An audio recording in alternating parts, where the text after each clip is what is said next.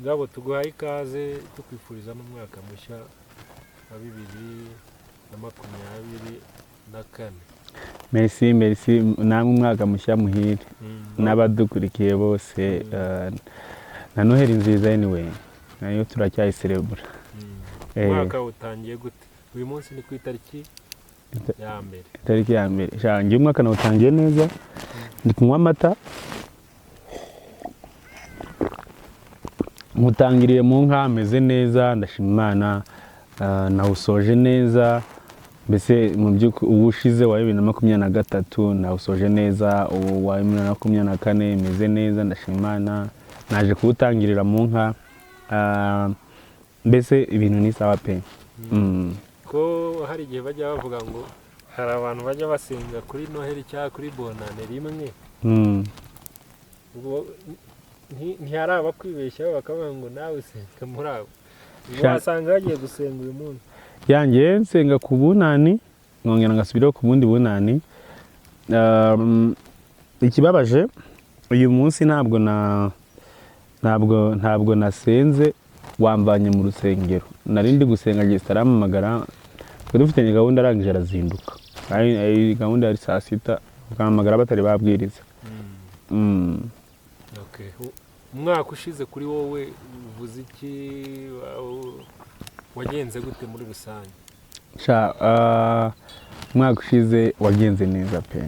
Wagenze neza. Ntabwo ibintu biba biri 100% ariko nawutangiye neza, umusoza neza, habayemo ibintu byinshi cyane, twakira abantu benshi baje mu Bigogwe.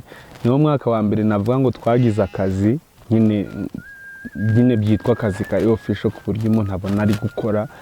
Iyindi myaka ya 2022 wagombaga gutegereza umukiriya umwe mu mezi 2, ariko byibura uyu mwaka twarakoze pe. Twanagize high season nziza, iminsi mikuru yagenze neza. Ni ibintu byinshi byabaye mu bintu umuntu arazi kwibwira abantu, ariko ni byinshi nabo bazi cyane. Imihanda. Yes, badukuriye umuhanda mwiza. Byibura uyu mwaka usoje n'akamodoka k'akavatiri, kakandi k'akavatiri gasigaye kaza kari kunyerera hasi, nta kibazo mfite ngo karahura n'icyondo cyangwa ibuye. Ni kaburimbo kabisa imeze neza. Hanyuma ejo bundi ku itariki 29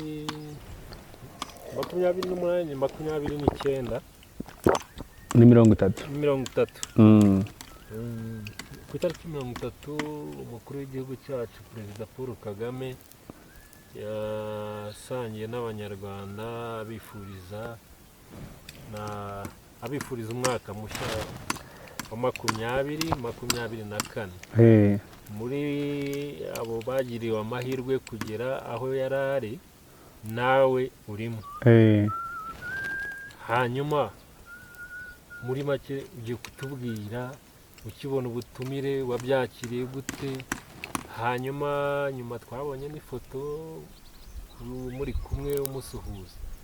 Turashaka mbese utubwire utuganirire uko byari bimeze.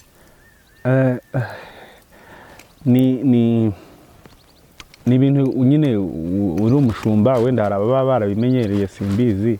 Hari n'igihe umuntu aba excited abandi batari ko nta birenze, wenda bitewe nuko wowe umeze. Ngiye kuri ngewe birarenze bitewe n'akazi nkora naho uba waturutse, n'ibyo waratangiriyeho ukagira ubwo ubasha umukuru w'igihugu agukora mu biganza akaguha umugisha.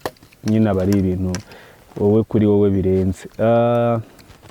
Ngewe mu by'ukuri nyine bantumiraho, nyine narishimye kuko n'ubushize umwaka ushize yarantumiye.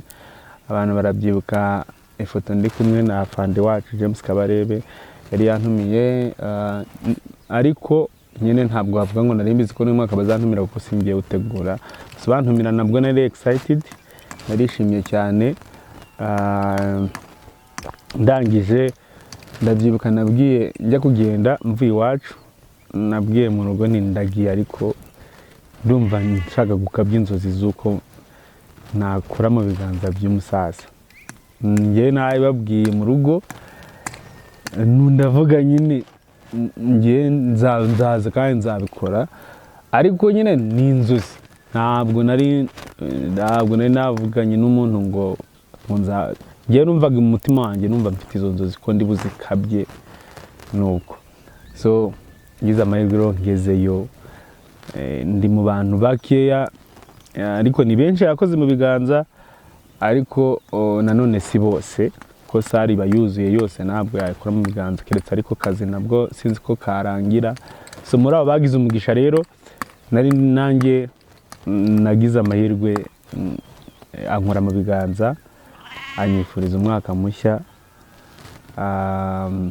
ngize amahirwe aruta yandi mbona video kuko sinjye wayifashe nkuko mwabibonye sinari mbizi ko bari no kuyifata sinari nzi ko biza gusohoka ngize amahirwe mbona aka video umuntu yafashe mu by'ukuri umunezero urandenga ndabyibuka mbonye we yari yapostinze ifoto ari kumusuhuza njyewe ndakotinga ndavuga kuri Twitter ni nanjye byaba ariko ikibazo nta akafoto mfite so kubw'amahirwe nza kubona ifoto ya mbere nza kubona na video numva birandenze nshimira abantu babinyoherereje harimo muzogeye harimo umuntu witwa impirimbanyi kuri Twitter rwose mwakoze cyane pe amata bahambe hari bamwe mu minsi ishize mu byamamare ndabyo mu muziki wo mu Rwanda bagaragaye bifotozanyije na Perezida wa Repubulika abantu benshi muri komenti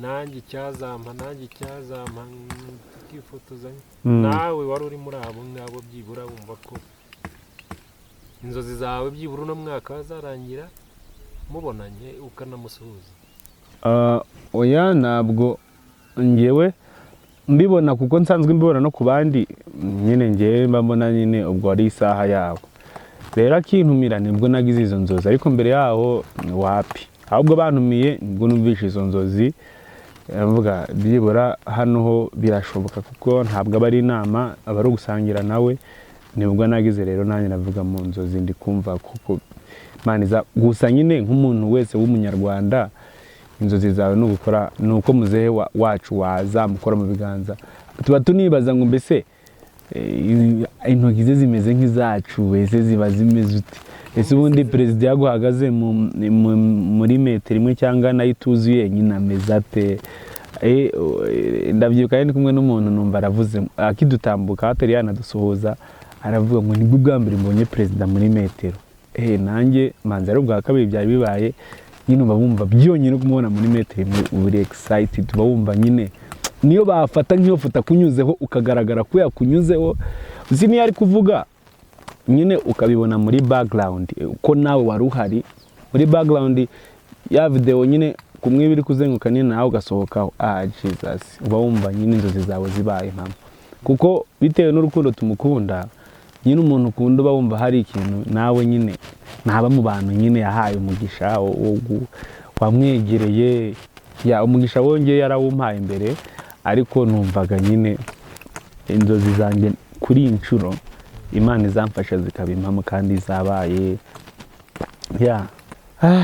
hari igihe kanze nkubwire Justin n'abandi bakurikiye wenda kino kiganiro bari buze kukibona nyine mu Rwanda turahirwa kandi bikomeye kuba uri umushumba ukifotozanya n'umuhungu wa Nyakubahwa Perezida atari ifoto ngo ari muri background twari nifite abantu barayizi ndi kumwe nanje ariko ntabwo iranayifashe ni ikinyamakuru cyayifashe ariko kubona uri Ngabo ukabwira umuntu umwana wa Nyakubahwa Perezida wa Repubulika ngo twifotoza akakubwira nta kibazo bro nyine birakurenga kuko hari n'abandi batari ku rwego rwe twaza bakaguhaduha agafoto akanga sibyo akakubana busy so kubona rero bro ndashimira Yvan pe cyane n'umutima wanjye ntabwo twazabibona ariko nyine hari igihe wigiramo n'isomo hari igihe wigira ngiye nigiye isomo rikomeye ryo kwicisha bugufi kuko mwabibonye nyine twari duhaga ngiye namusabye ifoto aremera turifotoza ewana nta muntu ndumva ari amafoto nk'abiri twafashe ariko nta muntu wigeze umbwira ngo vaho kageze umputaza ntaki numvishe bindenze, numvishe nyine umutima wanjye uvuze ngo wow, dufite igihugu kabisa, iki ni igihugu, kuko ahandi sinzi ko biba byoroshye, ntago nzi ahandi, ariko namwe murabizi ko ubuyobozi mu Rwanda bwegereye abaturage kurusha ahandi baracyabona meya muri metero 5, gavana aho abari nko muri kilometero hariho, ku buryo bitaba byoroshye, ariko iwacu bro dufite igihugu pe gikomeye cyane, byarandenze rero. Ndakubwiza ukuri, ninjye munyarwanda wa mbere usoje umwaka neza yishimye n'umutima we, nta kintu kinje Imana kuri iyi nshuro, ntacyo. Ubwo inzozi zanjye igihe zabaye impamo muri uyu mwaka. Hanyuma wagiriwe amahirwe yo guhura na Nyakubahwa Perezida wa Repubulika, ni izihe mbaraga bigiye kukongera mu mikorere yawe dusoza n'ikiganiro?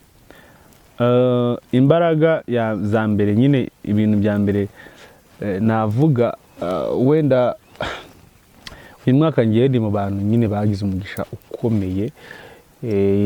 Nyakubahwa Perezida wa Repubulika yampaye ubutaka nkoreraho, kera nari ndi inzererezi nkorera ku gasozi kamwe ngasimbuka ku kandi, yampaye ubutaka.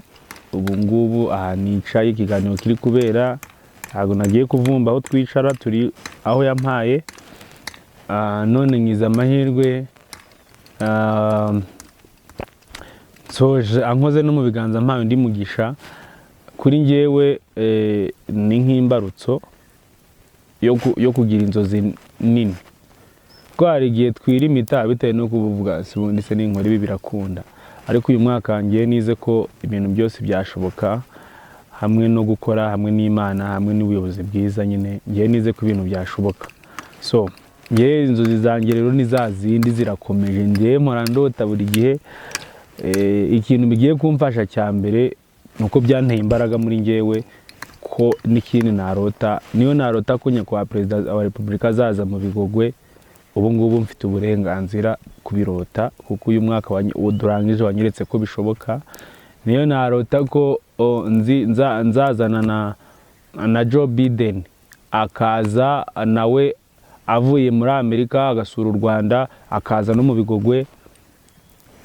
Nabyo nabirota. Niyo narota ko nzajya kuri CNN nkagenda nkavugira Bigogwe. Ubu ngubu mbese ngiye bucyanyeretse ko inzozi zose nzarota zizaba impamo. Ntabwo bivuze n'itegeko zizaba impamo, ariko icyo bajya bavuga ngo gushaka no gushobora, kandi mu cyongereza bakavuga ngo if you can dream it then you can do it. So ngiye nize ko mu by'ukuri nawe ukurikiye kino kiganiro ntuzirimite mu mitekerereze, kandi uzumve ko bishoboka mu buzima bwawe. Ahasigaye dufite idea nyinshi hano mu Bigogwe zo gukora, utagira ngo nkeneye kuzana abantu hano ngiye ntari kwimprovinga ibyo ntanga. Dufite idea nyinshi tugiye kuba, kuko mwabibonye nyine dushaka kuzakora campsite nziza. Uyu mwaka nteganya ko uzarangira yaruzuye. Dufite dushaka kuzana inyamba mu Bigogwe. Dusoza, nimba hari abantu wagira bake wakwifuriza umwaka mushya tugasoza? Juste nta muntu na selectinga, ariko umwaka mushya muhire ku bantu bose bakunda ibere rya Bigogwe. Umwaka mushya muhire ku bantu bakunda Bigogwe. Umwaka mushya muhire ku badusuye bose mu myaka ishize aho ntangiriye, uhereye kuri Lionel waje mu Bigogwe bwa mbere nk'umushyitsi, wampaye amafaranga bwa mbere. Ubwo nsuzana mama we wamwohereje, we na Peace, mama wabo ndamusuhuje, mama Flora warakoze 2021. Uhereye kuri Nyangezi, urugo ruhire, kandi kuri wowe ufite umugeni. Niwe muntu wa mbere no waje mu Bigogwe ataje by'akazi, ariko duhuriye online. So Nyangezi, umwaka mushya muhire. I appreciate warakoze ku gutangiza uruzinduko rw'abantu baje mu Bigogwe, bakurikiyeho bose, ukageza ku bantu b'uyu munsi baje ku itariki ya nyuma y'umwaka, n'abari buzi uyu munsi kuri bonane ko hari abandi. Mwese ndabifurije umwaka mushya muhire. Umwaka mushya muhire ku banyarwanda muri rusange, abazadusura bari kubipanga babifite muri gahunda. ababa hanze y'u Rwanda bajya batwohereza abashyitsi mwese pe abantu n'ababa Kigali n'abandi bajya bohereza abantu mu Bigogwe mutari mwaza ariko ndabizi ko mutwoherereza abantu umwaka mushya muhire abanyerekera kuri social media bamubwira ati courage bizaza umwaka mushya muhire kuri Dr Adrian wampaye tente bwa mbere ntabwo navuga bampaye gift bose ariko ngushyizeho kubera ko tente wampaye yaramfashije n'abandi mwese ibyo mwakoze ntabwo nasoza ariko nifurije umwaka mushya muhire mama Gaju ry'Ingabe niko yitwa mwifurije umwaka mushya muhire ku byo wakoze byose ntarondora muri iki kiganiro byo ni byinshi n'abandi bose umwaka mushya muhire kuri Nyakubahwa Perezida wa Repubulika y'u Rwanda n'abandi bayobozi rwose ibintu byose kuba nicaye hano hano hasi hari ubukerarugendo n'ubuyobozi bwiza ni umutekano kuko ntabwo waza kurara muri iyi misozi ngo urare muri tente udafite umutekano ntabwo bibaho waba uri kwikanga isasi ukagira ukaza ukahara ntabwo bibaho so umwaka mushya muhire rero ku basirikare bacu n'abandi bose baturindira umutekano ntabwo abantu bose nabarangiza ariko umwaka mushya muhire ku bakunda Bigogwe bose aho bari n'abakunda u Rwanda mwese ndabakunda cyane amata bahame niko nasoza kandi niteguye kuzabakira muzajya muhora munsanga muri izi bote uko byagenda kose ntabwo nenda kuzihindura n'iyi nkoni n'ingofero asante sana amata bahame cheers